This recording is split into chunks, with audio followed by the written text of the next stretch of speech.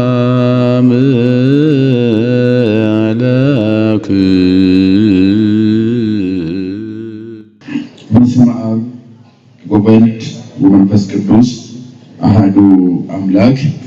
ለሰማይ ከዋክብትን ለምድር እጽዋትን ውበት ያደረገው እግዚአብሔር ለዚህ ታላቅ ቤተክርስቲያን ውበት ያደረጋችሁ የእግዚአብሔር ቤተሰቦች፣ የእናታችን የቅድስት ድንግል ማርያም ልጆች፣ አባቶቻችን፣ እናቶቻችን፣ ወንድሞቻችን፣ እህቶቻችን፣ ሕፃናት በኃያሉ በእግዚአብሔር ስም እንደምን ዋላችሁ?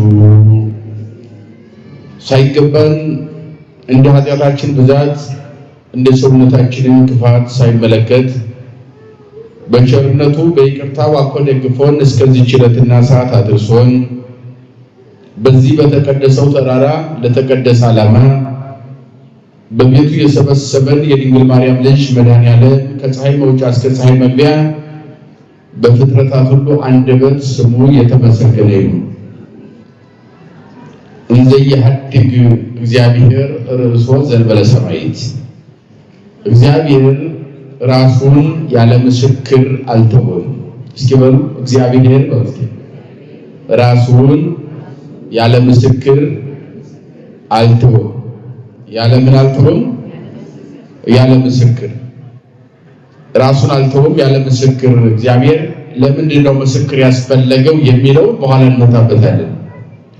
ይሄ ነገረ ትምህርቱን የምናገኘው በሐዋርያት ሥራ ምዕራፍ 14 ቁጥር 17 ላይ ተጽፎ የምናገኘው እውነታ ነው ያለው። በዚህ ትምህርት ላይ ሐዋርያት አባቶቻችን በተለይ ቅዱስ ጳውሎስና ቅዱስ በርናባስ ሁለቱ ሐዋርያት ወደ ተለያዩ ሀገሮች ሄደው መስበካቸውን ማስተማራቸውን በሚያስተምሩበት ጊዜ አንዳንድ ቦታ ላይ አሕዛብ ይበዛሉ፣ አንዳንድ ቦታ ላይ ደግሞ አይሁድ ይበዛሉ፣ አንዳንድ ቦታ ላይ አረማውያን ይበዛሉ፣ አንዳንድ ቦታ ላይ ሕግ ኦሪትን ጠንቅቀው የሚያውቁ፣ አንዳንድ ቦታ ደግሞ ዕውቀት የሌላቸው ሰዎች ያገኛሉ። እነኛ አሁን የጠቀስናቸው ሁሉ በየደረጃው ለወንጌል እንቅፋት ነበሩ። እሾክ የሆኑ አንቀው ወንጌል እንዳይራመድ ያደረጉ ናቸው። ለምሳሌ አሕዛብ የምንላቸው እንጨቱን ድንጋዩን ጠርበው እንጨት ጠርበው ድንጋይ አለዝበው በተለያየ ቅርጽ ይሰሩትና አምላክ ይሄ ነው ብለው የሚያመልኩ ናቸው። ማለት ፍጡር የሚያመልኩ ባጭሩ እንጨት ፍጡር ነው አይደለ? ድንጋይ ፍጡር ነው። ፍጡር የሚያመልኩ ፈጣሪ የዘነጉ አሕዛብ ይባላሉ። አሕዛብ የሚለው ይሄን የሚገልጻቸው ለእንጨቱ ለድንጋዩ መስዋዕት ያቀርባሉ፣ የሞተውን ይበላሉ፣ ያገኙትን ነገር ሁሉ ዝም ብለው የሚኖሩ እንደዚህ አይነት አምልኮ ያላቸው በእግዚአብሔር ላይ እንጨትና ድንጋይ ደባል አምላክ አድርገው የሚያመልኩ ከእግዚአብሔር ይልቅ ፍጡርን ማምለክን የወደዱ ፈጣሪ የዘነጉ አሕዛብ ይባላል። እነኚህ በጣም አስቸጋሪ ለወንጌል እንቅፋት የነበሩ ሰዎች ናቸው። ዓለማት ሳይፈጠሩ እግዚአብሔር ነበረ፣ እንጨትና ድንጋይን ሳይፈጠር እግዚአብሔር ነበረ ብለው ሲነግሯቸው እኛ የምናየውን እንጨትን እንጂ እግዚአብሔርን የማናየውን አናመልክም ብለው ከሐዋርያት ጋር የሚታገሉ ከንቱ ሐሳብ ይዘው የሚከራከሩ ናቸው የወንጌል እንቅፋት አሕዛብ የምንላቸው። ሁለተኛዎቹ አረማውያን የምንላቸው ናቸው። አረማውያን የምንላቸው ደግሞ አረማውያን ማለት እንጨትም አያመልኩም፣ ድንጋይም አያመልኩም፣ እግዚአብሔርንም አያመልኩም። ይነጋል፣ ይመሻል፣ ይበላሉ፣ ይጠጣሉ፣ ይኖራሉ። ይሄ ምን ይባላል? በእኛ ትርጓሜ ትምህርት እንስሳዊ ባህሪ ማለት ነው። ይሄ ከቃሉ ጋር ናቸው። እንስሳ ያው ይበላል፣ ይጠጣል፣ ይመሻል፣ ይነጋል፣ ይኖራል አይደለ? ሲሞት ይሞታል ማለት ነው። ጽድቅ የለም፣ ኩነን የሚያስበው ነገር የለም። ስለዚህ ሰው ነው ተፈጥረው እንስሳዊ ባህሪ ገንዘብ ያደረጉ። ለዚህ ነው እኛ ወንጌል የሚሰበከው ቤተክርስቲያን ዘወትር የምታስተምረው ይተነተናል፣ ይተረጎማል። በሕግና በሥርዓት እንኑር ብላ ቤተክርስቲያናችን የምታስተምረን ከእንስሳዊ ባህሪ ነፃ ሁነን እንድንኖር ነው። ሰው ነን፣ የሰው ባህሪ ይዘን መኖር ስላለብን። ሰው ስንሆን ደግሞ ጽድቅና ኩነኔን ጠንቅቀን እናውቃለን፣ ክፉና ደግን ለይተን እናውቃለን፣ ፍጡርና ፈጣሪ ለይተን እናውቃለን። በጽድቅ ጎዳና እንጓዛለን። ለዚህ ሁሉ የሕይወት መንገድ ቤተክርስቲያን ታመቻቻለች፣ ታስተምራለች ነው። ከቤተክርስቲያን መጥፋት እንደሌለብን የሚነገረን ለዚህ ነው። የተፈጠርንበትን ዓላማ አውቀን ተረድተን የምናመልከውን አውቀነው ተረድተነው እንዴት አድርጎ እግዚአብሔር እንደሚመገን በመግበቱ እንደማይለየን አረጋግጠን ለመኖር ነው። ስለዚህ አረማውያን የሚባሉት ይበላሉ፣ ይጠጣሉ፣ ይመሻል፣ ይነጋል፣ ይኖራሉ። አምልኮ የላቸውም ማለት ነው። ይሄ የምን ባህሪ ይባላል? የእንስሳ ባህሪ። አረማውያን ነኝ ናቸው። አይዛብ እንጨት ድንጋይ የሚያመልኩ ናቸው። አምልኮ አላቸው፣ ግን ፍጡር ነው የሚያመልኩት። መጽሐፍ ደግሞ ዘያመልክ በፍጡር ርጉም ውእቱ ይላል ኤርምያስ። በፍጡር የሚያመልክ የተረገመ ነው ይላል። ምንድነው? አሁን በእግዚአብሔር ቦታ ይሄንን እንጨትን በእግዚአብሔር ቦታ ማስቀመጥ አስቡ። እንጨትን ነው ራሱ ከመከራ መዳን የማይችል እንጨት ዝናብ እየተፈራረቀበት መሳሪያ እየተፈራረቀበት አስቡት። እየተፈለጠ እየተቆረጠ ያለ እንጨት እየተጠረበ ያለ እንጨት አሁን ይሄንን እንጨት ማምለክ እግዚአብሔርን ትቶ አስቡት ምን ያክል በእግዚአብሔር ቦታ እንጨትን ማስቀመጥ ለራሱ ድነት የሌለውን እንጨት በእግዚአብሔር ቦታ ማስቀመጥ ምን አይነት መረገም እንደሆነ ርጉም ነው አለ። እንጨቱንም ድንጋዩንም እንጨቱን ብቻ ድንጋዩን ስንመለከተው ብርድ ይፈራረቅበታል፣ ማለትና ይፈራረቅበታል፣ ቅዝቃዜው ሙቀቱ ይፈራረቅበታል፣ ቁረ ሌሊቱ ሐሩር መዓልቱ ይፈራረቅበታል። ራሱን ከምንም ችግር መታደግ የማይችል ድንጋይ ማመልክ የተረገመ ነው ይላል ኤርምያስ። ይህን ሁሉ እየፈጠረ በልልና የሚኖር ክረምትና በጋ ማለትና ሌሊት የሚያፈራርቅ የሁሉ ፈጣሪ የሁሉ መጋቢ የፈጠረውን የማይዘነጋ ትንኝን ሳይዘነጋ ፍጥረቱን የሚመግብ ማን ብቻ ነው? እሱ ሊመለክ የሚገባው እሱ ነው ይላል ነብዩ። ከዚያ ውጭ የተረገመ ነው ሌላ ፍጡር የሚያመልክ ማንኛውንም ፍጡር የሚያመልክ ካለ የተረገመ ነው ብሎ እንዳስቀመጠው መሰረት እንጨት ድንጋይ የሚያመልኩ አሕዛብ አምልኮ የሌላቸው መብላት፣ መጠጣት፣ መተኛት፣ መነሳት፣ ዝም ብሎ መኖር የአረማውያን ስራ ነው። እንስሳዊ ባህሪ የሚኖሩ ማለት ነው እነዚህ አረማውያን። ሶስተኛዎቹ አይሁድ የምንላቸው ናቸው። ማን የምንላቸው? አይሁድ። አይሁድ ማለት ዓለማት ሳይፈጠሩ እግዚአብሔር ነበረ ያምናሉ። ዓለምንም ፈጥሮ ማን አለ? እግዚአብሔር አለ ብለው ያምናሉ። የአብርሃም ልጆች ነን ብለው ያምናሉ። ነቢያት የኛ አባቶች ናቸው ብለው በነቢያት ያምናሉ። በኢሳይያስ፣ በኤርምያስ፣ በሕዝቅኤል፣ በዳንኤል ወዘተረፈ የመሳሰሉ ነቢያትን አበይትና ደቂቅ የምላቸው ወይም ደቂቀ ነቢያትን በሙሉ ይቀበላሉ። ሕገ ኦሪትን ይቀበላሉ፣ ትንቢተ ነቢያትን ይቀበላሉ። አይሁድ የምንላቸው ታዲያ ምንድነው ችግራቸው ካል ወረደ ተወለደ ብለው ክርስቶስን አልተቀበሉትም። እዚህ ላይ ነው ችግሩ። እየሰማችሁ ነው። ኦሪት ሙሴን ይቀበላሉ። የሙሴን አትጋ አድርግ አታድርግ የሚለውን ምግብ ይቀበላሉ። በዚያ እጅግ አብዝተው ይወዱታል። እንደው የሙሴን በዚያ ይኖራሉ። ነቢያት ይወርዳል ይወለዳል ዓለም ይድናል ብለው የሰበኩትን ተስፋ መስቀል ያምናሉ። ኢሳይያስ አባታችን ነው ይላሉ። ሕዝቅኤል፣ ኤርምያስ ሌሎችም አባታችን ነው ብለው ይቀበላሉ። ወረደ ተወለደ የሚለውን ግን አይቀበሉም። ገና ሌላ ድንግል ትወለዳለች፣ ከሷ ሌላ መሲሁ ይመጣል ይወለዳል፣ ገና ወደፊት የሚጠብቁ ናቸው። ቀመረ ነቢያት ግን አልፏቸዋል።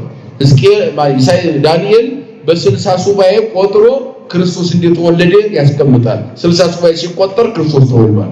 መሲሁ ዓለም የሚጠበቀው ድንግል ተወልዳ መሲሁ ክርስቶስን ወልደዋለች፣ ዓለም ድኗል። አልፏቸዋል ይሄ ቀመር። ሌላው ሰንበተ ሄኖክ የሚባል ደግሞ ቀመር አቆጣጠር። በሰንበተ ሄኖክ ቀመር ወይም አቆጣጠር ስትመለከቱ ሰንበተ ሄኖክንም ከሄኖክ ጀምሮ ዓለም ከተፈጠረ እስከ ክርስቶስ ሲቆጠር ቀመሩ ጥንቅቅ ብሎ ክርስቶስ ተወልዶ ዓለም ድኖ አምልጧቸዋል። እዚያው ላይ ቆመው ቀርተዋል ነኝ ማለት ነው።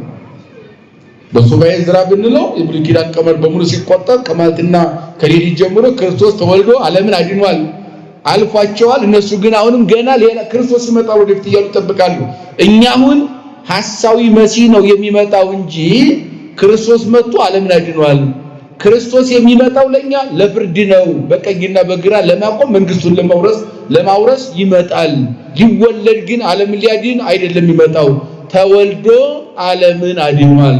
ድንግል ፈጣሪዋን ወልዳ ለዓለም ሁሉ ሰጥታለች ብለን እናምናለን ማለት ነው። ስለዚህ አይሁድ የምንላቸው በሐዲስ ኪዳን በብሉይ ኪዳን እምነት ውስጥ ያሉ ሕግን የሚጠብቁ አዲስ ኪዳን እንዳልተቀበሉ የክርስቶስን የማዳን ሥራ የዘነጉ ማን ይባላሉ? አይሁድ ይባላሉ። አንደኛ አሕዛብ፣ ሁለተኛ አረማውያን፣ ሶስተኛ አይሁድ የሚባሉ ናቸው። ይህ በአራተኛ ደረጃ የሚያውቁና የማያውቁ ማለትን ክርስቶስ መወለዱን አዲስ ኪዳን ብሉይ ኪዳንም አውቀው የማይቀበሉ ናቸው። የሐዋርያትን ሥራ መሰናክል የሚሆኑ በዚህ መካከል ማለት አውቀው እንዳላወቁ ሆነው መሰናክል የሚሆኑ ሰዎች ነበሩ። በአንጻሩ ነው ሳያውቁ ደግሞ ወንጌል ዝም ብሎ የሚቃወሙ ብሉይ ኪዳንም የአዲስ ኪዳንም ሁለቱንም ሳይረዱት ዝም ብሎ በተቃውሞ ብቻ ጧት ማታ ረፍት የሌላቸው ክፉ ተቃዋሚዎች ሰዎች ነበሩ። በዚህ መካከል የነበረ አባቶቻችን ወንጌል እየሰበኩ ያለፉት ማለት ነው። ወደ ተለያየ ሀገር ይሄዱ በኒቆኒያ የሚባል ሀገር ወደ ኒቆኒያ የሚባል ሀገር እንደገቡ ይነግረናል። ወበሀገር ኒቆኒያ ወኡም ምኩራብ አይሁድ ወአረቢ ወነገሩ ዘከመም የነብሩ ዘልፈ እንከ አምኑ ብዙሃን ተቀም አይሁድ ወማረሚ አሁን ያልኳችሁ ሰዎች ባሉበት አህዛብም አረማውያንም አይሁዶችም አዋቂዎችም አዋቂዎችም እነኚህ ሁሉ ተሰብስበው በምኩራብ ተቀምጠው በነበረበት ሰዓት እነ ቅዱስ ጳውሎስና በርናባስ የተባሉ ሁለቱ ሐዋርያት ለማስተማር ወደዚያ ገቡ ይላል። ምን ያህል ተጋድሎ እንደሆነ አስቡት። የተለያየ እምነት ያላቸው አዲስ ኪዳን ውስጥ የሆኑ ሰዎች የምሕረትና የርኅራኄ የፍቅርና የቸርነት ሕግ የሆነውን ወንጌልን የማይቀበሉ ባሉበት መካከል ወንጌል ለመስበክ ጨክነው ገቡ ይላል አባቶቻችን። ምክንያቱም ጸጋ መንፈስ ቅዱስ ስለለበሱ ዓለም ያስጨንቃቸው። ሰይፍ ቢመጣ ስለት ምን ጉዳያቸው አይደለም። እሳት ቢነድ ቢወረወሩ ሰንሰለት ቢታሰር ጨለማ ቢታሰሩ ጉዳያቸው አይደለም። ጉዳያቸው አንድ ነገር ብቻ ነው፣ ወንጌል መስበክ፣ ዓለም ክርስቶስን መቀበል እንዳለበት፣ ዓለም ወደ ድነት ጎዳና መጓዝ እንዳለበት ፍኖተ ወንጌልን ማስተማር ነው አባቶቻችን። ወደዚያ እነኚህ ሁሉ ተሰብስበው ባሉበት መካከል ገቡ። ወቢጽ አይሁድ የምንላቸው ቅድም እንዳልኳቸው ዕውቀት ኑራቸው ግን እያወቁ እንደማያውቁ ነው የሚቃወሙ ሰዎች ናቸው። እላበይ ወተባአሱ ምስለ አሕዛብ ከአሕዛብ ጋር እርስ በርሳቸው ይጣሉ ነበር። አሕዛብና አይሁድ አይስማሙ ብዙ ጊዜ ከቃሉ ጋር ናቸው። በዚህ በሮሜ መልእክቱ ቅዱስ ጳውሎስ ምዕራፍ 1 ላይ ስታነቡ ትልቁ ፈተና የነበረው ቅዱስ ጳውሎስን የፈተነው ወንጌል መስበክ አይደለም አስቸግሮት የነበረው ሊሰብክ በሚሄድበት ጊዜ የሁለቱ ጦርነት ነው። ይጣሉ ነበር፣ ይናናቃሉ፣ አንዱ አንዱን ያቃልለዋል። በሮም ሀገር የሚኖሩ ወይም በጣሊያን ኢጣሊ ሮሜ ይባላል። የኔ አራት ነገስታት ስም ነው፣ በነገስታት ስም የተጠራው ሀገሩ ማለት ነው። እና በዚህ ሮም ወይም ሮሜ ጣሊያን ወይም ኢጣሊ በሚባለው ሀገር ውስጥ ቅዱስ ጳውሎስ ሊያስተምር በገባ ጊዜ የአይሁድና የአሕዛብ ጦርነት ነበረ። እነኛ አይሁዶች አሕዛብን አብዝተው ይንቋቸዋል ነው በመጽሐፍ። ምን ይላቸዋል? ይንቋቸዋል። ምን እንጨትና ድንጋይ ብታመልክ ደግሞ እኛ እኮ የቅዱስ ፍጥረት የአብርሃም ልጆች ነን። ነቢያት እኮ ትንቢት የተናገሩት የኛ አባቶች ናቸው። ሕግ የጻፈው እኮ ሙሴ ነው። ሰማይ የመሰለ ባህር የሰነጠቀ እኮ የኛ አባት ሙሴ ነው። ምን ታሪክ አላችሁ ይሏቸዋል አሕዛቦች። በዚህ ሐሳብ ትክክል ነው፣ ለመንቀፍ የተመቸ ነው እውነታው። ግን በመነቃቀፍ ጽድቅ ስለሌለው እነሱ አሕዛብን እኛ እኮ እግዚአብሔር ራበን ስንል ከሰማይ መና ወረደልን፣ ለኛ የቀረበ ነው እግዚአብሔር አሉ። ትክክል ነው። 40 ዘመን መናው ነው እግዚአብሔር። ውሃ ጠማን ስንል ጥንጫ ላይ ውሃ ያፈለቀልን እኛ እኮ የአብርሃም ልጆች ነን። የሚመኩት በዚህ ነው። አያችሁ፣ አሁን እዚህ ላይ በእግዚአብሔር ይመኩበታል። መመካት ጥሩ ነው። በእግዚአብሔር የሚመካ ቢኖር በማን ይመካል ነው ያለው? አዎ ጥሩ ነው መመካት በእግዚአብሔር። ግን ችግሩ የሚመኩበትን ነገር አያምኑበትም። ባፋቸው ይሄን ይመሰክራሉ፣ በእግዚአብሔር መና ወረደልን ይላሉ። ዙረው ደግሞ እግዚአብሔር መና ማውረድ ይችላልን ብለው ያማሉ። እግዚአብሔር ራሱ ይሄን ከዚያ ምናው ሰማይ የመሰለ ባህር አይበሳ ለባህር ኤርትራ የኤርትራን ባህር እንደ የደረቀ ጢንጫ አድርጎ ባዶ አድርጎ እንደ ግድግዳ አቁሞ በመካከል ላይ ሰንጥቆ ያሻገረን እኮ እኛ ነን፣ የአብርሃም ልጆች የዚያ የቅዱሱ ፍጥረት ልጆች ብለው ይከራከራሉ። የአብርሃም ልጆች እኛ ነን ብለው ይንቋቸዋል። አሕዛብን ምንም ታሪክ የላችሁም ብሏቸዋል። ንሴብሖ ብለን እኮ ባህር ሲከፈል በኤርትራ ባህር ዳር ጽንፈ ኤርትራ ላይ ወይም በቀይ ባህር ዳር ንሴብሖ ለእግዚአብሔር ስቡሐ ዘተሰብሐ ምስጉን ነው ምስጋና ይገባዋል እግዚአብሔር ብለን እኮ ያመሰገን አፋችን በምስጋና የተከፈተ ከበሮ ይዘን ያመሰገን እኮ የዘመርን እኛ ነን ይሏቸዋል። ማንን? አሕዛብን። እነማን? አይሁድ ዕብራውያን። እነኛኞቹ ደግሞ ምን ይላሉ መሰላችሁ? መልስ ይሄን ሲመልሱላቸው ለነኛ አዎ ትክክል ነው፣ ባህር ተሰንጥቆ በየብስ ተሻግራችኋል።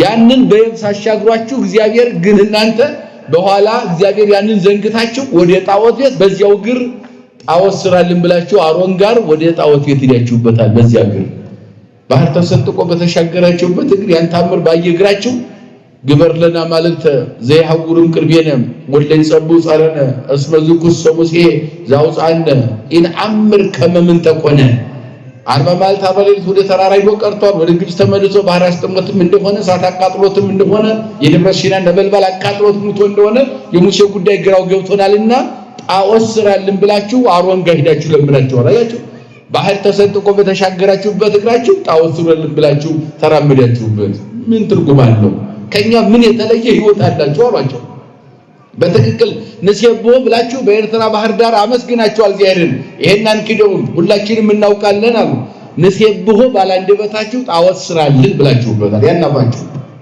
ከኛ ምን ትለያላችሁ እያሉ ሁለቱ ይነቃቀፋሉ በዚህ መካከል ቅዱስ ጳውሎስ ያስተምር ሲገባ ተፈተነ በጣም እነሱን ያስታርቅ ወንጌል ይስበክ ደግሞ የማይታረቅ ዳርና ዳር የረገጡ ሰዎች ናቸው ሁለቱ ዳርና ዳር ቆመው ይከራከራሉ ይነቃቀፋሉ እንቅልፍ የላቸውም ለመነቃቀፋቸው አሳማኝ የሆነ መነቃቀፍ ነው የሚነቃቀፉት ከዚያ በኋላ እነኚህ እኮ የሞተውን ሁሉ የሚበሉ አራዊትን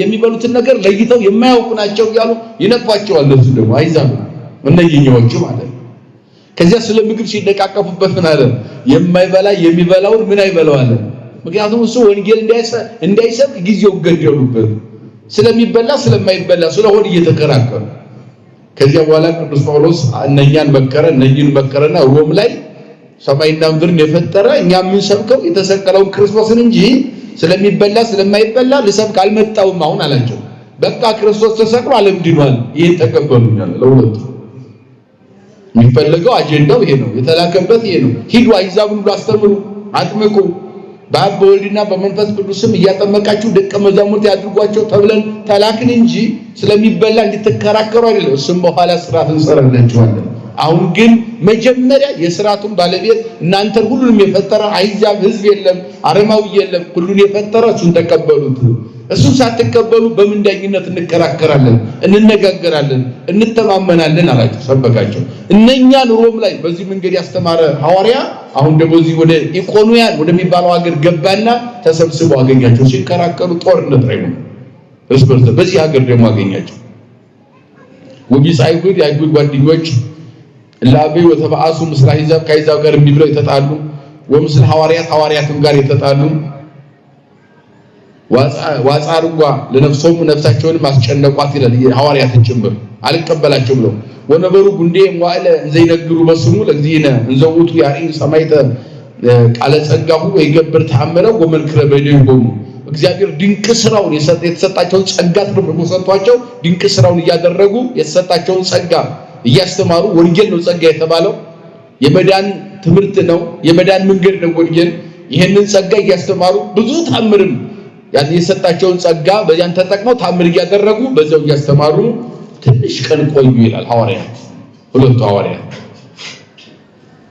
ከዚያ በኋላ ወተናፈቁ ሁሉ ሀገር መንፈቆሙ መንገል አይሁድ ወጉ እለሂ ሀብ ሐዋርያት ይሄንን በሚያስተምሩበት ጊዜ አረማውያን አሉ አሕዛብ አሉ ብለና አይሁድ አሉ ብለና ቢጽ አይሁድ አሉ አላዋቂዎች እንዳላዋቂ የሆኑ ክፉ ሰዎች አሉ እነኚህ ከሁለት ተከፈሉ ይላል ከብዙ የተከፈሉት ከሁለት ተከፈሉ ሐዋርያት ሲያስተምሩ ከስንት ተከፈሉ ለትምህርት ቀለለላችሁ ማለት ነው ሐዋርያት ያን ሁሉ አምስት አይነት ሰው ከመስበክ ሁለት አይነት ሰዎች መስበክ ቀላል አይደለ ለሽምግልና የሚሆነ አይደል አምስት አይነት የተጣሉ ሰዎችን በአንድ ጊዜ ማስታረቅ ይከብዳል ሁለት ሰዎችን ግን ወደ አንድ ለማንጣት ይቀላል አይደለ አሁን ተናፈቁ በበይናቸው እርስ በርሳቸው ተለያዩና ወደ ምን ተለያዩ አይሁድነትንና ሐዋርያትን መከተልና አዲስ ኪዳን መቀበልና ኦሪት ላይ ቁመን እንቀራለን የሚል ከሁለት ተከፈሉ አይሁድነት ማለት ኦሪትን ብቻ እናምናለን አዲስ ኪዳን አንቀበልም ማለት ነው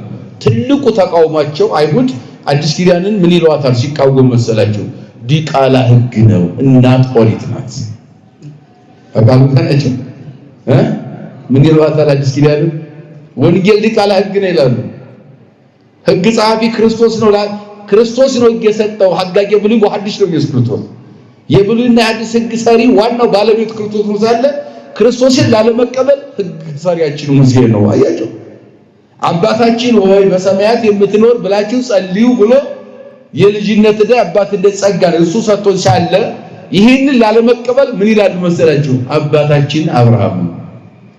አያችሁ ክፋታቸው ምን ያህል ርቀው እንደሚሄዱ። ህጋችን ኦሪት ነው አሉ፣ ወንጌል ሊቃለ ህግ ነው አንቀበልም አሉ። አይሁዶች ናቸው። አባታችን ሆይ ብለን አንጸልይም አሉ፣ ወንጌል አንቀበልም ብለዋል። እንዴት ይጸልያሉ? ወንጌል ያልተቀበለ አባታችን ሆይ አይልም። ስለዚህ አባታችን ሆይ የሚለውን ላለመቀበል አባታችን ማን ነው? አብርሃም ነው። አያችሁ እንደው ጌታችን በአንድ ወቅት ሁላቸዋል በማቴዎስ 3 ላይ አብርሃም ሳይወለድ እኔ ነበርኩ አይደል ያላቸው። እምቅድመ የተወለደ አብርሃም አድርጓል። ያ ማለት የአብርሃም ፈጣሪ እኔ ነኝ እያላቸው ነው። ግን ድንቡላ አልተቀበሉት። አባታችን አብርሃም ነው፣ ሕጋችን ኦሪት ነው አሉ።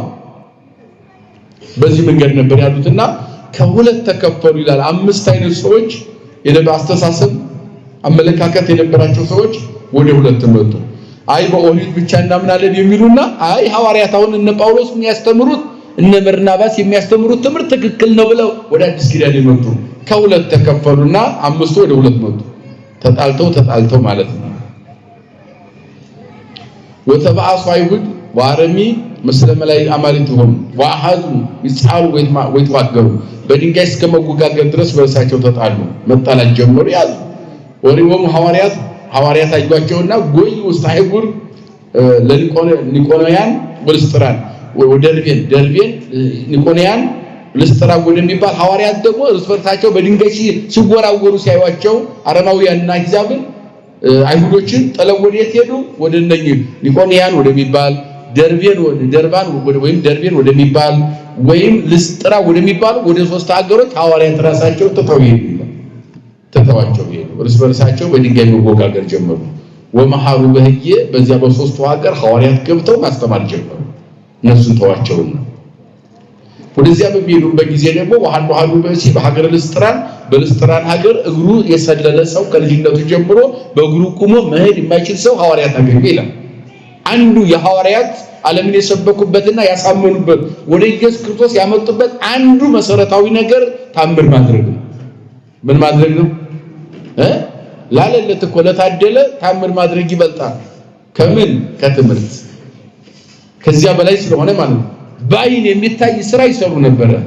ወደዚያ ወደ ልስጥራን ሀገር በሄዱበት ጊዜ ከልጅነቱ ጀምሮ እግሩ ሽባ የሆነ ወይም ማለትም የደረቀ ሰው ነበረ። አንድ ቀን በእግሩ ቆሞ ሄዶ የማያውቅ ሰው አገኙ ይላል። ወደዚያ በሚያስተምሩበት ጊዜ በልስጥራን ሀገር ሁልጊዜ ይቀመጣል፣ ሳንቲም ይለምናል እንጂ በእግሩ ግን መራመድ አይችልም ነበር።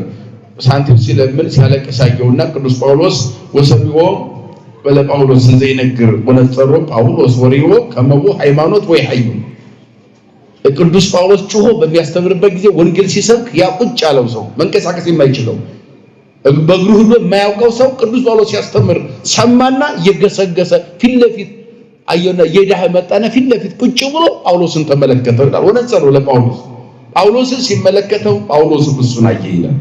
ደግሞ ሲመለከተው ከልቡ ሰምቶ የጳውሎስን ትምህርት ፍጹም እምነት በልቡ እንዳለ ጳውሎስ አወቀና ተረዳ ይላል። ማን አወቀ? ያመነ ሰው መሆኑን ጳውሎስ አወቀ፣ ተረዳው ይላል። ተረዳው ወይ ብሎ በአብይ ቃል በታላቅ ድምጽ ቅዱስ ጳውሎስ እንዲህ አለው፣ ለከ እብለከ እንዲህ ብዬ እነግርሃለሁ፣ ተንስ በስሙ ለዚህ ኢየሱስ ክርስቶስ ወቁም በእገሪከ ሩቱአ። ያን ጊዜ ምን አለው? አንተ አምነሃልና እምነት ስላለህ በእምነት እንዳለህ ስለተረዳው ፍጹም ትድናለህ። ተነስና በኢየሱስ ክርስቶስ ስም በእግር ቁምና ወደ ፈለከው ቦታ ሂድ አለው። ወዲያውኑ በቅጽበት ያ ሽባ የነበረ ሰው ሽባው ተተርትሮ የደረቀው እግሩ ለመለመና ቀጥ ብሎ ቆመ ይላል። ክብር ለአምላካችን ይሁንና ቀጥ ብሎ ቆመ። ወሶቢያ ተንሳ ወሆረ መቆም ብቻ አይደለም፣ ተነስቶ እየገሰገሰ ሄደ ይላል። አሁን ይሄ የሐዋርያት አባቶቻችን አንዱ በዓለም ላይ አቅም የሆናቸው ድውይ መፈወስ፣ ለምጽ ማንጻት፣ ዕውር ማብራት፣ ሽባ መተርተር፣ ሙት ማስነሳት። በጨርቃቸው ዘርፍ አልፈው ሲሄዱ ሰው ሁሉ ጨርቃቸውን ሲነካው ይፈወሱ ነበር። ድውያን ሁሉ ማለት ነው። ጥላቸው ሲያርፍበት የወደቀው ይነሳ ነበር። ትልቁ ጸጋ ስልጣንም ይሄ ነው። ባለፈው ነግሬያችሁ ከሆነ አላውቅም። በስልጣን ምንድነው የካህናት ስልጣን ምንድነው ከተባለ ይህ ወንጌል ማስተማሩ ንስሐ መስጠቱ ቀድሶ ማቁረቡ እንዳለ ሆኖ ትልቁ ስልጣን በዚህ ምድር ላይ አንዳንድ ጊዜ ነው ስልጣን ሲባል የሆነ ወረቀት ተሽሞ ከጳጳስ ወይም ከፓትርያርክ ሆነ ነገር ደብዳቤ ተጽፎ መጥቶ የተነጠፈ የተጎዘጎዘ ወንበር ላይ መቀመጥ የሚመስለው ሰው አለ። እንደዚያ የሚረዳ ያለ ተልእኮውን የማያውቅ ሰው ይሄ ቻንስ ነው ወይም አጋጣሚ ነው። አንዱ ባንዱ ሊሻሻም ይችላል። በተለይ በዚህ ሰፈር በዚህ ዘመን በሰፈሩ በመንደሩ በምን የሚሾምበት ሰው ብዙ ነው። መስፈርት አልባ ሹመት ይበዛል በቤቱ ማለት ነው። ግን ዋናው ስልጣን የሚባለው ግን ከበላይ አካል ወረቀት ተሰጥቶ የተጎዘጎዘ የተነጠፈ ወንበር ላይ መቀመጥ ስልጣን አይደለም። ወይም ሰዎችን ማገድ ወይም ሰዎችን መመለስ ወይም ሰዎችን መቀያየር ደብዳቤ መጻፍ እሱ ስልጣን አይደለም። በእኛ ቤት ስልጣን የሚባለው አይደለም። ይሄ በዓለማውያን ደረጃ ነው ስልጣን የሚባለው እንደዚያ ነው። ተሽከርካሪ ወንበር ላይ ተቀምጦ በግራና በቀኝ ውጣ ግባ ማለት እሱ ስልጣን ሊሆን ይችላል። በእኛ ቤት ግን ስልጣኑ ምንድነው ከተባለ ማቴዎስ 10 ሉቃስ 10 ስታነቡ አስቀድሞ ጠራቸው ሐዋርያትን 12ቱን ከጠራቸው በኋላ በስም ጠራቸውና ምን አላቸው ነው የሚለው ጴጥሮስ፣ እንድርያስ፣ ያዕቆብ፣ ዮሐንስ ብሎ በስም ጠራቸው ይላል። መጀመሪያ ጠራቸውና ስም ሰጣቸው ይላል። ከስም ቀጥሎ ስልጣን ሰጣቸው ነው የሚለው። ስልጣኑ ምንድነው ስትሉ መጽሐፍ ቅዱስ የሚነግረን ድዊ ፈውሱ፣ ለምጽ አንጹ፣ ዕውር አብሩ፣ ሙት አንሱ፣ ሽባ ተርትሩ ነው የስልጣኑ ተካሉ ገናችሁ። ስልጣኑ ምንድነው? ድውያንን ምን በሉ ፈውሱ፣ ለምጻምን ምን በሉ አንሱ፣ ዕውራንን ምን በሉ አብሩ፣ ሙታንን ምን በሉ አንሱ ነው። ሽባው ምን በሉ ይሄው ሽባውን እየተረተሩ እኮ ነው ቅዱስ ጳውሎስ ሰበከ አስተማረ። በአብይ ቃል በታላቅ ድምጽ በሚያስተምርበት ጊዜ ያኛው ሽባ የነበረው ሰው እንደዚህ እየዳህ መጣና ፊት ለፊት ጳውሎስ ፊት ቁጭ አለ። ጳውሎስም ሲያየው የሚድን ነው፣ ምክንያቱም ያመነ ይድናልና አምኖ ነው ትምህርቱን የመጣው ሲያየው ሲመለከተው።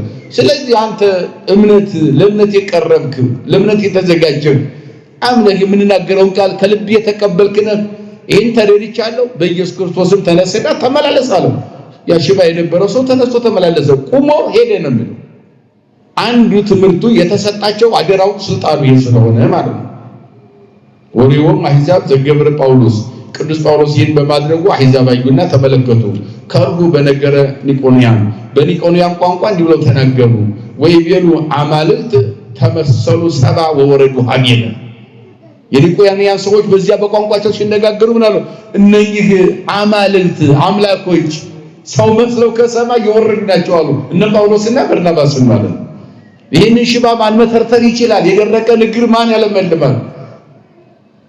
እነሆ በእድሜ ዘመኑ ቁሞ የማያውቀው ሰው ተነስና ቁመ ሄድ፣ ለዚያውም በቃል ብቻ በእጃቸው እንኳን አልዳሰሱትም። በቃል ተነስና ተመላለስ በኢየሱስ ክርስቶስ ስም ሲሉ ሲነሳ አዩና እነኚህ ሰው መስለው ከሰማይ የወረዱ አማልክት ናቸው እንጂ ሰው አይደሉም አሉ። አምላኮች ናቸው አሏቸው። ምክንያቱም በእነሱ ዘንድ የሚያደርግ ዓለማውያን ዘንድ ሽባ የሚተረትር ዓለማዊ የለም። አይሁድም ዘንድ ሽባ የሚተረትር የደረቀ እግር ማለምለም የሚችል አይሁድ የለም። እነሱ የለም። አሕዛብም ጋር የለም። አያችሁ፣ ይሄ አዲስ ነገር ነው፣ እንግዳ ነገር ነው በሀገራችን የተደረገ እነ ቅዱስ ጳውሎስ ያደረገው እንግዳ ነገር ስለሆነ ይሄማ አምላኮች ናቸው እንጂ ሰው መስለው ከሰማይ የወረዱ እንዴት በሰው ይደረጋል? ሰው ማግኘት ዘንድ ብዙ ምሁር አለ፣ ብዙ አዋቂ አለ፣ ብዙ ሌዋውያን አሉ፣ ብዙ ረበናት አሉ፣ ምሁራን ግን እንዲህ ሲያደርጉ አይተን አናውቅም። አማልክት ናቸው ከሰማይ የወረዱ ብለው እንደዚህ አሰቡ። ወሰማይ ወለ በርናባስን እንዲህ ብለው ዲያሉት ወለ ጳውሎስ ሄርሜኒ አሉት እስመ ውእቱ ሊቀ ትምህርቱ በትምህርታቸው በጣም የመጠቁ የራቁ ናቸውና ይህንን ስያሜ ሰጥቷቸው።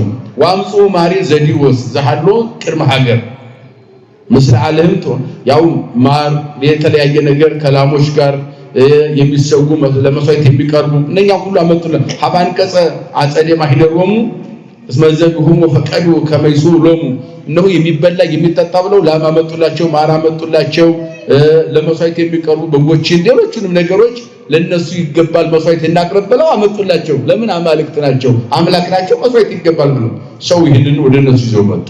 ምን አሉ ሐዋርያትስ? አይ አምላክ ናቸው ብለው ለነሱ መስዋዕት መጣላቸው። የሚያስፈልገውን በቤታቸው ያለውን ሁሉ ለነሱ መስዋዕት ማቅረብ ያስፈልጋል። እነኚህ አማልክት ናቸው። አማልክት ባይሆኑ ከሰማይ የወረዱ ባይሆኑ ኑሮ ይህንን ማድረግ አይችሉም። ሽባ መተርተርና የደረቀ እግር ለምልሞ ቁመህ ሂድ ማለት እንዴት ይቻላል ብለው እንደ አምላክ መስዋዕት ሊያቀርቡ ላምና በሬ ይዘውላቸው መጡ ይላል። መስዋዕት እናቀርባሉ። ይሄ ደግሞ ወደ አምልኮ ትንሽ የማይገባቸው ላይ ውስጥ ገቡባቸው። ለሐዋርያት መመለክ የሚፈልግ ሐዋርያ የለም። አምላክ አንድ ስለሆነ የአምላክ ባሪያዎች ናቸው እንጂ አማልክት አይደሉም እነሱ። ይሄን ጠንቅቀው ያውቃሉ አባቶቻችን። ስለዚህ ወሰብዮም ሐዋርያት በርናባስ ወጳውሎስ ሁለቱ ሐዋርያት ይሰሙ ሰጠቁ አልባሲሆሙ ወሆሩ ሀበ አሕዛብ ወከሉሎሙ ልብሳቸውን ቀደው ጣሉና እያለቀሱ ወደ አሕዛብ ሄዱባቸው ይላል። እንዴት እኛን አማልክት ትሉናላችሁ? እኛ የአምላክ ተላላኪ ባሪያ አገልጋይ ነን እንጂ በአምላክ ቦታኛ እንዴት ታስቀምጣላችሁ? ጭራሽ ለኛ መስዋዕት ልትሰዉ ለእንጨት ለድንጋይ መስዋዕት አታቅርቡ ብለን እያስተማርን እንዴት ለኛ ታቀርባላችሁ? ለፍጡር መስዋዕት አይቀርብም አሉ። መስዋዕት የሚሰዋለት በሰማይ ያለ እኔን በርናባስን ከአሕዛብነት ወደዚህ ያመጣ ለሐዋርያነት የመረጠ እኔንም ደግሞ ከአይሁድነት ወደዚህ ያመጣ ሳውል የነበርኩትን ብርሃን ዓለም ጳውሎስ ያለኝ አምላክ እያለ እንዴት ለኛ መስዋዕት ታቀርባላችሁ ብለው ደነገጡና ልብሳቸውን ቀደዱ ይላል። አያችሁ ሰጠጡ አልባሲሆሙ ልብሳቸውን ቀደዱ። አይገባም እንደዚህ አይነት ሐሳብ ታሱም አይገባም። ወሆሩ ሀበ አሕዛብ ወከሉሎሙ ወደ አሕዛብም እንደዚህ ላሏቸው አሕዛብ ሄደው ወደ እነሱ ጮሁባቸው። እንዴት ይሄን ታደርጋላችሁ? እኛ ማልክት አይደለንም፣ ከሰማይም የወረድን አይደለንም። እኛ እንደናንተ ሰዎች ነን። በዚያው በገሊላ አጠገብ በዚያው በአንጾኪያ በሶሪያ ተወልደን ያደግን እዚያው በኢየሩሳሌም የተማርን ኦሪትን እየተማርን ገማልያል እግር ስር ያደግን እናንተው ጋር የለም ታውቁን የለምን? አሕዛብም የማታውቁ ካላችሁ እኛ ምድራዊ ሰዎች ነን፣ እንደናንተ ሰው ነን። እግዚአብሔር ግን ለወንጌል ስለመረጠን ወንጌል እየሰበክን ነው። ሽባውን የተረተረው የኛ ስልጣን አይደለም፣ የኢየሱስ ክርስቶስ ስም ነው። የማን ስም? ኢየሱስ ስም ነው። ወይ ቤልጎሙ አንትሙ ሰብ ምን ትሉዝ ነገር አኮኑ ከማከሙ ሰብ እናንተ ሰው ከሆናችሁ ይሄ ነገር እንዴት ከእናንተ እንደመጣ ንሕነ ዘንመውት ወንምሄረክሙ እኛ የምንሞት እንዲናስተምራችኋለን። ከመትዲጉ ዘንተ ከንቶ ወተትመየጡ ሀበ እግዚአብሔር ይህንን ከንቱ ሐሳብ ትታችሁ ወደ እግዚአብሔር እንድትመለሱ ሰብካችኋለን። እኛ እንደናንተ ሰው እንጂ ሌላ አይደለንም፣ አምላክም አማልክትም አይደለም። እንደናንተ ሰው ነን። እንደዚህ አይነት ከንቱ ሐሳባችሁን እንነቅፋለን። ወደ እግዚአብሔር እንድትመለሱ አምላክ አንድ ነው፣ እሱ በሰማይ ነው ያለው። ስሙ እግዚአብሔር ይባላል። ማን ይባላል? ስሙ ማን ይባላል? እግዚአብሔር ይባላል። ሕያው ዘገብረ ሰማይ ወምድረ ወባሕረ ወኩሎ ዘውስቴቶሙ እሱ ማን ነው ካላችሁ እግዚአብሔር ሞት የሌለበት ሕያው ነው፣ የዘላለም ሕያው ነው፣ ለሁሉ ሕይወትን የሚሰጥ ዘገብረ ሰማይ ሰማይን የሰራ ወምድረ ምድርን የሰራ ወባሕረ ባህሩንም የሰራ እነኚህ ሁሉ በውስጣቸው ያለ በባህርና በሰማይ በምድር ስር ያለ ተንቀሳቃሽ ፍጥረት የሰራ ማለት የፈጠረ እግዚአብሔር አንድ ነው፣ እሱ በሰማይ ነው። ወደሱ እንድትመለሱ እንፈልጋለን እንጂ እኛ ማልክት አይደለም፣ ከሰማይ የወረድን አይደለንም። ከሰማይ ወርዶ ዓለምን አድኖ ሰማይ ሰማያት ያደረገ አምላክ አለ። እሱን ሕያው ነው፣ ዳግመኛ ሞት የሌለበት እርሱን እንድታመልኩ ወደሱ እንድትመለሱ እንመክራችኋለን። እኛ እንደናንተ ሰው ነን። ምንድነው? ሰው ነን። ወሀደጎሙ ለኩሎሙ አሕዛብ ይሁሩም በፊዞሙ በዘቀዲሙ ማይል በቀድሞ ሕጋቸውና ሥርዓታቸው እንዲሄዱ አሕዛብን ተዋቸው። ወንዝ ይሐድግ ብሶት ዘንበለ ሰማይ እግዚአብሔር ዘንበለ ሰማይ እግዚአብሔር ያለ ራሱን ያለ ምስክር አልተወም። ርሳችን ነው ያለ ምን አልተወም? እግዚአብሔር በመስ ራሱን ያለ ምስክር ምን አላለም? አልተወም። በዘመን ሂደት እግዚአብሔር ምስክር አለው። ምስክር አለው ስንል ሰዎች ከሰውት ለምን ይከሰሳል ብለው የሚያቅፉ የሚደግፉ አይደሉም። ወይም እንደዚህ ዓለም አደባባይ ላይ ሰዎች ይከሰሱ አንዱ በዘመድ አንዱ በቋንቋ በነገድ በሰፈር በጎሳ እንዲሁም ደግሞ በገንዘብ ተደልሎ የሚመሰክሩ ምስክሮች ማለት አይደለም። እግዚአብሔር ከዚህ ሐሳብ ውጭ ነው። ይሄ ሁሉ ሐሳብ እግዚአብሔርን አይመለከትም። ያለ ምስክር ራሱን አልተወም ማለት 5500 ዘመን አስቀድሞ እግዚአብሔር አለ እያሉ ነቢያት ተናግረዋል ማለት ነው። ሲነገር የመጣ ነው። እኛ የምንሰብካችሁ እግዚአብሔር እንጂ አዲስ እግዚአብሔር የለም ማለት ነው። እግዚአብሔር አንድ ነው። ዓለማት ሳይፈጠሩ ነበር። እግዚአብሔር አንድ ነው። ማህባልቦ ሀበቦ ካለ መኖር ወደ መኖር አጥቶ ዓለምን የፈጠረ እግዚአብሔር አንድ ነው።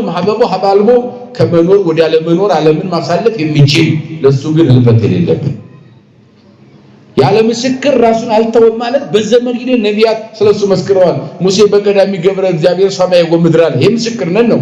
በመጀመሪያ እግዚአብሔር ሰማይና ምድርን ፈጠረ። ዘፍጥረት ምዕራፍ 1 ቁጥር 1 ላይ ይሄ ምስክርነት ነው እግዚአብሔር የዓለም ፈጣሪ ነው እያለ ነው ሙሴ ሲመሰክር ተቃሉ ጋራችሁ አው ኢሳይያስን ስትመለከቱ ይላል ሰማይኒ መንበሪ ወምድርኒ መከየግሪ ሰማይ ዙፋኔ ነው ምድር መገረገጫ ነው ኢሳይያስ 66 ቁጥር 1 አይኑ ቤተ ታንጹ ለምራፊ ማርፍበት ምን አይነት ቤት ሰሩልኛላችሁ ዋይቴሉ ማህደዝ ሐድር ቦቱ የማድርበት እስማደሪያ ምን አይነት ማደሪያ ሰሩልኛላችሁ እስማይደው የገብራ ዘኩሎ ይቤሉን ነው ሰማይን ምድር ሁሉንም የሚታይ የማይታየውን ረቂቁን ግዙፉን እጆቼ ሰርተውታልና ምን አይነት ቤት ሰሩልኛላችሁ አንዳንድ ጊዜ አሁን መናፍቃኑ መጽሐፍ ቅዱስ ተሸክሙ መጽሐፍ ቅዱስ የማይገባቸው ሰዎች ይሄው ሰማይ ዙፋኔ ነው ምድርም የሪገግሪ መረገጫ ነው ብሏል ቤተክርስቲያን ያስፈልገው ይላሉ ግን ቤተክርስቲያን እኮ ያስፈልገኝም ማለት ነው ጊዜ መጽሐፉን ስታነቡ ዝቅ ብላችሁ እንደውም ስታነቡ እጣንም በኔ ዘንድ አጸያፊ ነው ይላል ይሄን ይዘው እጣን አትጠኑ አያስፈልግም ይሉናል ግን አልገባቸውም መጽሐፍ አያችሁ ሰማይ ዙፋኔ ነው ማለት ሰማይ በኔ ቁጥጥር ነው ማለት ነው እየሰማችሁ ነው ሲተረጎም ምን ማለት ነው ዙፋን ምንድነው ወንበር እንደማለት ነው አይደለ ዙፋን መቀመጫ እንደማለት ነው አይደል ለምሳሌ እናንተ አሁን ወንበር ላይ ተቀምጣችኋል ወንበሩ በእናንተ ቁጥጥር ስር ነው ከእናንተ ውጪ ነው እስኪ ንገሩ እያንዳንዱ ወንበር በእኛ ቁጥጥር ነው አይደል እኛ ውጪ ሆናል ስለዚህ ሰማይ ከኔ ቁጥጥር ውጪ አይደለም በኔ ቁጥጥር ነው ማለት ነው ዙፋኔ ነው ማለት ሲተረጎም በመጽሐፍ ቅዱስ ስለማይገባቸው በትርጉሙ ስለማያምኑ ጥሬ ቃል ይዘው አንጠልጥለው መጫጫህ ነው ዝም ብሎ ጥቅስ ይዞ በመጫጫህ ዝም ብሎ መደነቋቋር በየአስፋልቱ የምታዩት ነው መከራ ነው ሰው ራሱ ታክሲ እናንተና ደንቆሮታል ሌላ ደንቋልዎች እንደዚህ እኮ ስርዓት አለው አይደል ወንጌል ሲሰበክ ቦታ አለው እኮ እውነቱን ለመናገር እንደው ዘመን ያመጣብን ምናምን ጤዎች በጣም አስቸጋሪ ነው ይንጫጫሉ ከልካይ የለም ሃይባይ የላቸው ዝም ብለው ጮሃሉ ይደነቁራሉ እነሱ ብሎ ደግሞ የመጽሐፍ ቅዱስ ተበቃ ሆነው ከኛ አባቶች ጋር ሊከራከሩ ደግሞ ይፈልጋሉ እንደውነት ለመናገር እንደው ያው መቼም ለመከራከር መጠን ያስፈልጋል የሚመጥነው ጋር ነው እንጂ በጣም አስቸጋሪ ዘመን ላይ ነው ያለነው አስቸጋሪ ዘመን ላይ ነው ያለነው እና ሰማይ ዙፋኔ ነው ሲል በኔ ቁጥጥር ስር ነው አንተ የተቀመጥክበት ወንበር በቁጥጥር ከሆነ ሰማይ እንደዚያ ነው ከኔ ቁጥጥር ውጪ ሆነ ሰማይ የለም ነው ረባ ሰማይ የሰማይ ስፋት የሚሰፋው ኪሎሜትሩን የማታውቀው አንተ ነህ ፍጡር ነህ እንጂ እኔማ በቁጥጥር ነው ማለት ነው ሰማይ ዙፋኔ ነው ማለት ነው ምድር የግሬ መረገጫ ናት ሲል ምድር ከኛ በታች በእግራችን ስር እንደሆነ እንዲሁ በኔ ስር ናት ከኔ ውጪ ሆነች ምድር የለችም ማለት ነው ምን አይነት ቤት ተሰሩልኛላችሁ ማለት ቤተ መቅደስ ብለው ሰርተው ጣዖት አስገብተውበት ነበርና እኔ በጣዖት ቤት አላድርም ነው ያለው እንጂ ቤተክርስቲያን አያስፈልገኝም አይደለም እዚያው ላይ ተርጉሞታ ዝቅ ብሎ እጣን በኔ ዘንድ አጸያፊ ነው ማለት እጣን አትጠኑ የጣን መስዋዕት አታሳርጉልኝ ማለት ሳይሆን በቤተ መቅደሱ ጣዖት አቆመው እጣኑን ለጣዖት አጥነውት ስለነበረ ለጣዖት የተገዛና ለፍጡር የሚጨስጭስ ይሄንን አይመጥነኝም ንጹህ ማዛ እጣን አድርጌ ልቀበለው አልችልም ለጣዖት ነው ያቀረባችሁትና ለጣዖት የቀረበ እጣን አጸያፊ ነው ያለው መጽሐፍ ቅዱስ ስታነቡት ታች በዝርዝር ያስቀምጠዋል እነሱ ግን ጥቅስ ይዘው ስለሚሮጡ ታቹን አያነቡትም ለምን ብለው አያነቡትም የለም ያስታጠቁትን ጥቅስ ይዞ ሁለት ቀን ይሰጡታል ስልጣና ጥቅስ ሰብስበው ይሮጣል ሰውን ያደነጋግራል አንዳንድ ምስኪን ደግሞ እውነት መስሎት ይደናገጥና እነሱን ለመከተል ይዳዳል ሰው ማለት ነው ጥንቅቅ ብሎ መጽሐፍ የሚተረጎመው ኢትዮጵያ ኦርቶዶክስ ተዋሕዶ ቤተክርስቲያን ብቻ ነው ሌላ ቦታ የለም ጥቅስ ጠቅሶ መንጫጫት አሁን መስከረ እና ያለ ምስክር ራሱን አልተወም ማለት በነቢያት እየተነገረ መጥቷል እግዚአብሔር ሰማይ ሳይፈጠር ነበረ ምድር ሳትዘረጋ ነበረ ባህሩ ውቅያኖስ ሁሉ ሳይፈጠር ነበረ ይሄን የፈጠረውን በእጁ ጨብጦ በመሃል እጁ ሀዚህ ዓለም በላሁ በመሃል እጁ መዳፉ ላይ ጨብጦ የሚገዛ እንደ እንቁላል የሁሉ ገዥ ነው እግዚአብሔር ብለው ነቢያት እየመሰከሩለት የመጣ እግዚአብሔር የራሱን ያለ ምስክር አልተወም ማለት በነቢያት እየተመሰከረለት ቆይቷል እያለ ያለው ቅዱስ ጳውሎስ እኛ አዲስ መስካሪዎች እንዳልመስላችሁ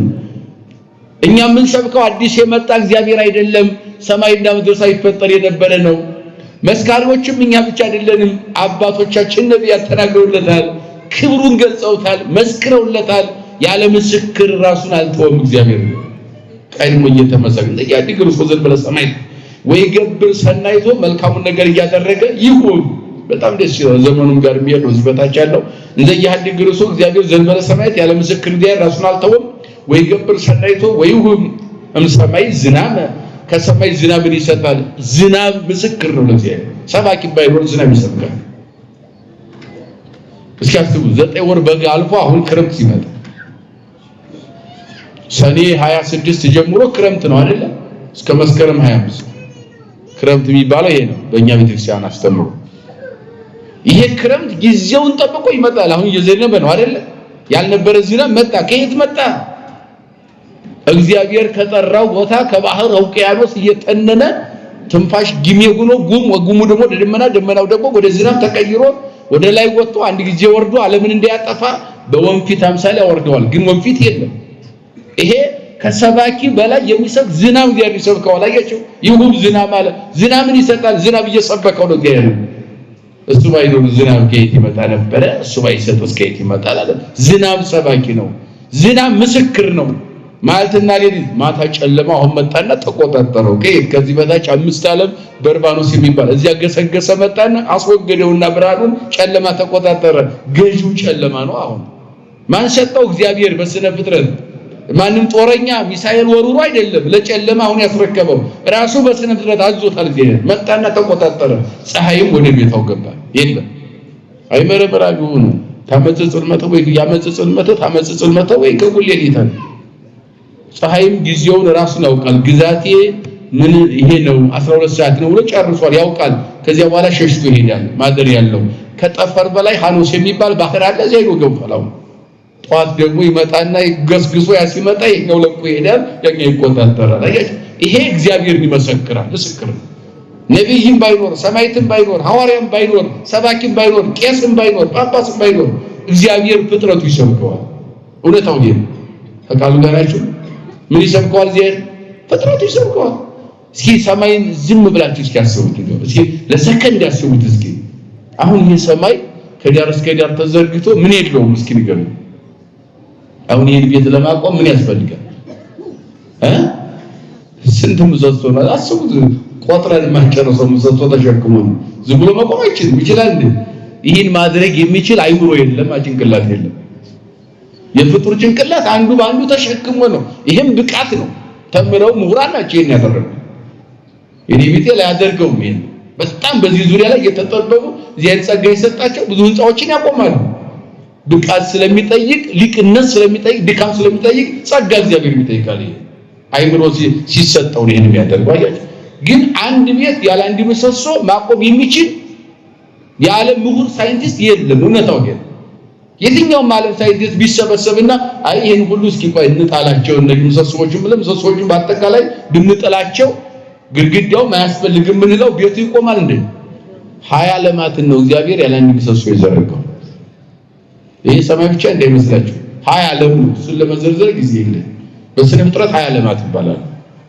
20 ዓለማት እንደው ሌላውን ታውትና እዚህ ከጠፈር ከሃኖስ በላይ 7 ሰማይ አለ ጠፈርና ሃኖስን ጨምረው ስንት ይሆናል 9 ይሆናል 9 ዓለምን ያለ አንድ ምሰሶ ማቆም አስቡ ይሄ ማንን ይሰብካል ማን ይሰብካል ይሰብካል ከሰማይ በላይ ስለዚህ ያለ ምስክር ራሱን አልተውም ማለት ሲፈልግ በስነ ፍጥረት ሲፈልግ በነቢያት ሲፈልግ በአበው ቀደምት እየተሰበከ መጥቷል እኔ ጳውሎስና በርናባስ ልስጥራ ወይም ደርቤን ወይም ኒቆኒያን ሀገር ገብተን ስለሰበክ አዲስ አይደለም እግዚአብሔር ለእግዚአብሔር ምስክርነት አዲስ አይደለም በእኛ እንደምን ብቻ አይደለም እግዚአብሔር የተመሰከረው አለ አስቀድሞ እየተነገረ መጥቷል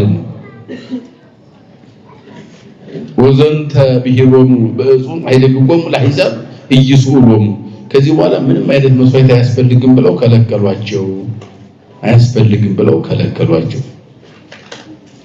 ወንዘሙቱ የሚሄሩ በህየ መጽ አይሁድ ማንጾኪያ ሲያስተምሩ ከአንጾኪያ አይሁድ ወደ ኒቆኒያን መጡ እነሱም ላይ ሆገርጉም ለጳውሎስ ከዚያ በኋላ በብስጭት ይህን በማስተማሩ ብዙ ህዝብ ወደ ክርስቶስ ስለመጣ ወደ ማመን ጳውሎስን ያዙና በድንጋይ ወገሩት ይላል ጳውሎስ ሞተ ብለው እነኛ አሕዛብ ጥለው ሲሄዱ ክርስቲያኖች መጡና ጳውሎስን አነሱት ሲያነሱት ግን ጤነኛ ሆኖ ተነሳ ይላል ብዙ ድንጋይ ወግረውት ብዙ ጎትተውት መሬት ላይ ሞተ ብለው ጥለው ሲሄዱ አሕዛብ ክርስቲያኖች መጥተው አባታችን ሞተ ብለው ሄደው ሲያነሱት ጳውሎስ ግን ምንም እንዳልተነካ ጤነኛ ሆኖ ተነሳ ይላል ክብር ለእግዚአብሔር ይሁን አያችሁ እግዚአብሔር ይገለጥ ድንቅ ስራውን በእነሱ ላይ ይገለጣል ወገርቡ ለጳውሎስ ወሳብጎ አውጥዋፋ ማገር ወመሰሎሙ ዘሞተ ወግረው ጎትተው ጣሉትና የሞተ መስሏቸው ከከተማው ውጭ ጣሉት ይላል ጳውሎስ።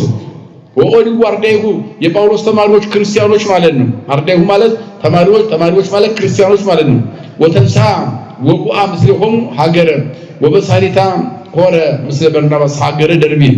ከዚያ በኋላ ተነሳ እነሱ በማግስቱ ወንጌል ለማስተማር ወደ ደርቢን ሀገር ሄደ ተጓዘ ይላል። በዚያ ደግሞ ካህናትን መሾም እንደጀመሩ ይነግረናል። በዚህ ሀገር አስተማሩና ካስተማሩ በኋላ እነሱ ወደ ሌላ ሀገር መሄድ ስላለባቸው ሐዋርያት በዚያ የሚያስተምሩ ህዝቡን የሚያጽናኑ ያመነው በዚያው እንዲቀጥል በእምነቱ መልሰው ወደ ቤተ ጣዖት እንዳይሄዱ ወደ አሕዛብነት ወደ አይሁድነትም እንዳይቀላቀሉ ወደ አረማውያንም ነገድ እንዳይቀላቀሉ በክርስቶስ አምነው እንዲቀጥሉ እነሱን ትምህርት የሚያስቀጥሉ ካህናት ያስፈልጋሉ። አስተማሩ፣ አሳደጉና እዚያው በትምህርተ መንፈስ ቅዱስ ወልደው አሳደጓቸውና ቀሲሳን ወይም ቄሶችን ሾሙላቸው ይላል መምህራን።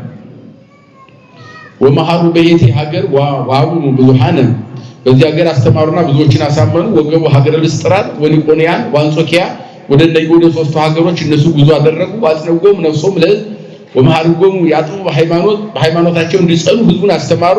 እስመ በብዙ ሕማም ሀለወነ ንበዓለ መንግስተ እግዚአብሔር በብዙ መከራ ወደ እግዚአብሔር መንግስት እንደሚገባ በደንብ ነገሯቸው። አልጋ ባልጋ አይደለም መንግስተ ሰማያት ነው። አልጋ ባልጋ ዝም ብሎ በልተን ጠጥተን ደስ ብሎን በስጋዊ ነገር ብቻ ተደስተን ወደ እግዚአብሔር መንግስት መግባት አይቻልም። በእምነት ስትኖሩ ፈተና ይኖራል። ያን ፈተናው ማለፍ ያስፈልጋል። የረቀቀ ወጥመድ ሰይጣን ሊያጠምድ ይችላል። መስበር ትችላላችሁ። በእምነታችሁ ወጥመዱ የተዘጋጀ እንድትገቡበት ጉድጓድ ሊኖር ይችላል። እናንተ የማታውቁት የሰይጣን መንገድ ይኖራል ጉድጓድ። ያንን ደፍኖ ለማለፍ በእምነት መጽናት ያስፈልጋል። በእምነታችሁ ጽኑ አደራ ብለው አደራ ሰጥቷቸው የእግዚአብሔር መንግስት ለመውረስ መከራ ያስፈልጋል። ፈተና አለው፣ ውጣ ውረድ አለው። በሰፊ መንገድ ሳይሆን በጠባብ መንገድ መጓዝ ተገቢ ነው ብለው የጽናት ትምህርት አስተማሩ። ወሴሙ ቀሲሳን ላይ ለቤተ ክርስቲያን ወጸለዩ ወጾሙ በዚያ ቤተ ክርስቲያን ላይ ማለት ለሚመናን ካህናትን ሾሙላቸውና ጾሙና ጸለዩ ይላል። ምን አሉ? አዎ በጾምና በጸሎት ነው የሚገኝ አገልግሎት የሚጀመረው። መንፈሳዊ ስራ በጾም በጸሎት ነቢያት ጾመው ነው ትንቢት የተናገሩት። ቅድመ ትንቢት ጾም ነው የሚያስፈልገው፣ ጸሎት ያስፈልጋል። በጾም በጸሎት ለነቢያት ትንቢት ተገልጧል። ሐዋርያት አሁን ያለፈው ጾም ይሄ ሰኔ ጾም የምንለው የሐዋርያት ጾም ነው። ጸጋ መንፈስ ቅዱስ ስለወረደላቸው ቀጥታ ስብከት አልገቡ። መጀመሪያ ጾም ነው የጾሙት። የሰኔውን ጾም ከጾም በኋላ አገልግሎታቸውን ጀመሩ። መንፈሳዊ ስራ በጾምና በጸሎት ነው የሚጀመረው።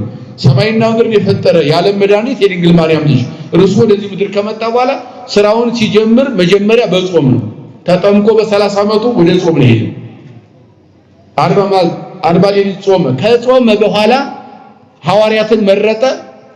ወደ ሰርግ ተጠርቶ ጉዞ አደረገ። ቃና ዘገሊላ ዶኪማስ ቤት ስራውን እዚያ ላይ ጀመረ። የመጀመሪያ ታምር ምን ያለን። ከዚያ በኋላ ድውይ መፈወስ፣ ለምጽ ማንጻት፣ ዕውር ማብራት በገሃድ እንዘ ይገብር ታምረ በውስተ አሕዛብ ታምር እያደረገ ስራውን ጀምሯል። ከጾሙ በፊት ግን ድውይ አልፈወሰም፣ ለምጽ አላንጻም፣ ዕውር አላበራም፣ ሙት አላነሳም ክርስቶስ። ለምን?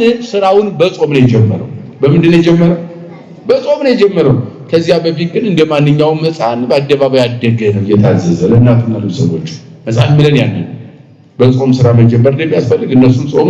ቀሲሳን ካህናትን ሾሙላቸው ለህዝቡ። ዋማይ ጸልጎሙ ለእግዚአብሔር ዘኪያሁ ታመኑ ለእግዚአብሔር አደራ ሰጧቸው። ለእግዚአብሔር ብቻ ታመኑ ብለው ካህናትን ሾሙዋቸው አደራ ብለው። አማይ ጸልጎሙ አደራ ሰጧቸው። ለማን? ለቃሉ ታመኑ፣ እግዚአብሔርን ብቻ አመኑ። ሌላ ነገር እንዳትቀላቀሉ። የአረማውያንም ሐሳብ፣ የአይሁድንም ሐሳብ፣ የአሕዛብንም ሐሳብ፣ የቢጽ ሐሳውያንም ሐሳብ እንዳትቀበሉ አደራ። ካስተማርናችሁ ውጪ በሰማይ በምድር አንድ አምላክ እግዚአብሔር ነው። ዓለምን ያዳነ ኢየሱስ ክርስቶስ ነው። በሱ ስም ድውይ ፈውሱ፣ ለምጽ አንጹ፣ ዕውር አብሩ ይሆንላችኋል። ከዚህ ውጪ ሌላን ክርዳድ እንዳትቀላቅሉ ብለው ለሾሟቸው ካህናት አደራ ሰጧቸው። ወሐሊፎሙ እምጲስድያ ወበጡ ጵንፍልያ። ጲስድያ ከምትባል ቦታ ተነስተው ሀገር ወደ ጵንፍልያ ሄዱ። ምክንያቱም ዓለምን መስበክ ነው ስራቸው። ይሆን ሌላ ስራ የላቸው። ዓለም አስቡት ክርስትና እንዴት እየተሰበከ እንደው ዛሬ እንደዚህ በስተን አሸብርቀን ስንታይ ቀላል ይመስላል አይደል? ዋጋ አባቶቻችን ከፍለዋል። አንድ ቀን እንኳን ላይናቸው እንቅልፍ ሳይኖራቸው እረፍት ሳይኖራቸው ሀገረ ስብከት ኑሯቸው አንድ ቀን ተረጋግተው ቁጭ ያሉበት ጊዜ የላቸው። እንዲሁ በስደት ነው ያሳለፉት። ለወንጌል ለክርስቶስ መሰደድ ስለጽድቅ የሚሰደዱ ምንድናቸው ነው ያለው ክርስቶስ ብፁዓን ናቸው አይደል? አዎ ብፁዓን ናቸው። ወነገሩ ቃሎሙ በሀገረ ጴርጌን ወወረዱ ኢጣሊያ ወደ ሮም ወረዱ። ያን ሁሉ አስተማሩና የአንጾኪያ የምንለው ኢየሩሳሌም አካባቢ ነው። አሁን የሶሪያ የኢየሩሳሌም እስራኤል የኔ ነው ሶሪያ የኔ ነው የሚጨቃጨቁበት እንደ ቱርክም የኔ ነው ይጨቃጨቃሉ። እዚያ የአንጾኪያ የሚባለው ክርስትና የተፈጠረበት ምድር ነው። ኢየሩሳሌም ነው በድሮ እስራኤል ሀገር። በዚህ አስተማሩ። ደርቤን የሚባለው አካባቢ አስተማሩ። ያን ሀገር ማስተማሩ እና በእነዚህ ሀገሮች ሁሉ ኢቆንያን በሚባለው ሀገር ሁሉ አንጾኪያ በሚባለው ሀገሮች እነዚህ እያስተማሩ ከሰነበቱ በኋላ እግዚአብሔር ቃል እየነገሩ ጴርጌን ወደሚባለው ሄዱ። ከጴርጌን ደግሞ አስተምረው ጉዟቸውን ወደ ኢጣሊያ ያደረጉ። ጣሊያን ወረዱ፣ ሮም ማለት ነው። ወደ ሮም ወረዱ። ወምዬ ነገዱ አንጾኪያ በሮም ካስተማሩ በኋላ መልሰው ወደ ኢየሩሳሌም ሄዱ። አንጾኪያ ተመልሰው ወደዚያ ሄዱ። በሐበተው በሎሙ ጸጋ እግዚአብሔር በእንተ ግብሩ ዘይገብሩ ስለሚሰሩ ስራ የተትረፈረፈ ጸጋ የተሰጣቸው አንጾኪያ ኢየሩሳሌም ስለነበረ ወደዚያ ቦታ መልሰው ሄዱ። ይሄ አንጾኪያ የሚባለው ለመጀመሪያ ጊዜ 8120 ማይበረ እስጢፋኖስ ክርስቲያን ነው ስማችን ብለው በአደባባይ የወጡበት ቦታ ነው። ለመጀመሪያ ጊዜ ክርስቲያን ተባሉ የተባለው በዚህ በአንጾኪያ ነው። ብዙ ጸጋ ማለትም ክርስቲያንን ብለው አደባባይ እስከሚወጡ ድረስ በመሰከሩበት ለዓለም ክርስትና በታወጀበት አዋጅ ነው በተነገረበት ቦታ ከኢጣሊ ሮም ወደ አንጾኪያ ኢየሩሳሌም መሄዳቸው ነው ለማስተማር። ወበዚሁም አስተጋቡ ሁሉ ህዝበ ከዚያ በደረሱ ጊዜ ህዝቡን ሁሉ ሰበሰቡ። ወነገሩ ሁሉ ዘገብረ ሎሙ እግዚአብሔር ያደረገላቸውን ሁሉ በመንገዳቸው ሁሉ እግዚአብሔር ያልተለያቸው ያላመኑትን ሁሉ ማሳመን እንደቻሉ የእግዚአብሔር ጸጋ ተትረፍርፎ ከነሱ ጋር እንዳልተለያቸው ስራቸው ሁሉ በስነ ስርዓት እንደተከናወነላቸው በሄዱበት ሀገር ሁሉ ወንጌል በተግባር ተተግብሮ ተተርጉሞላቸው እግዚአብሔር ከነሱ ጋር ሆኖ ድውይ እየፈወሰ ድንቅ ስራ እየሰራ ያላመኑትን የተበታተኑትን ሁሉ ወደ አንድ የህይወት መንገድ መስመር ወንጌል እንዲያመጣላቸው ለህዝቡ ሰብስበው ተናገሩ። አንጾኪያ ላይ ወዘከማራ ሐወሎ እግዚአብሔር አንቀጸ ሃይማኖት ለአሕዛብ ደግሞ የሃይማኖት በር እንደተከፈተላቸው እግዚአብሔር እንደከፈተላቸው ተናገረ። እስኪ በሉ ለአሕዛብ በሉ እስኪ የሃይማኖት በር እንደተከፈተላቸው ምን እንዳለላቸው የሃይማኖት በር ጠፍቶባቸው የነበረውን ክርስቶስን ያልተረዱትን ክርስቶስን አዲኗቸው ማዳኑን ያላወቁትን ክርስቶስን እንዲያውቁ ማድረጉን ይሄ እግዚአብሔር ምሕረትና ቸርነት እንደሆነ ለህዝቡ ነገሩ። ወነበሩ ጉንዴ ማኢለ ምስለ አርዲት ክርስቲያኖች ጋር አብረው በዚያው የተወሰነ ጊዜ ጉንዴ ማለት የተገኘ በጣም ብዙ ጊዜ ቆዩ ማለት በየት በአንጾኪያ መንበራቸው በየትኛውም ዓለም ሰብከው አስተምረው ዙረው ማረፊያቸው አንጾኪያ ይባላል።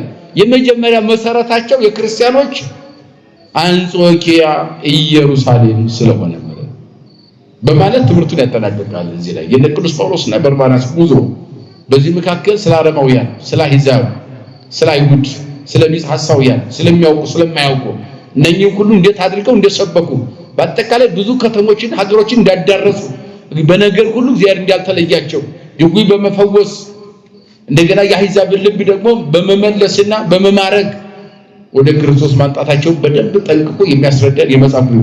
በተለይ ደግሞ እግዚአብሔር ራሱን ያለ ምስክር ምን አይልም አይተውም የሚለው ነገር ከስነ ፍጥረት ጀምሮ በነቢያት እስከ ሐዋርያት ድረስ በዘመን ኪሪት ምስክር እግዚአብሔር እንዲያላጣና ምስክሮችን እየመረጠ እንደሚሰጥ አሁንም የምንመሰክር በየደረጃው ባለባበሳችን ነጠላውን አጣጥለን በማስቀደሳችን ባረማመዳችን ቤተ መቅደስ በመሰብሰባችን በዘመን ኪሪት እግዚአብሔር ስሙን የሚያስጠሩ ምስክሮች እንደማያጣ ሐዋርያት በደንብ ያስተማሩበት የትምህርት ክፍል ነው ማለት ነው። የመከረን የገሰጸን ያስተማረን የሰራዊት ጌታ እግዚአብሔር አምላካችን ከፀሐይ መውጫ እስከ ፀሐይ መግቢያ በፍጥረታት ሁሉ አንደበት ስሙ የተመሰገነ ይሁን። ንስሐ እንድንገባ ሥጋውን እንድንቀበል እግዚአብሔር ይርዳን። ይቆየን።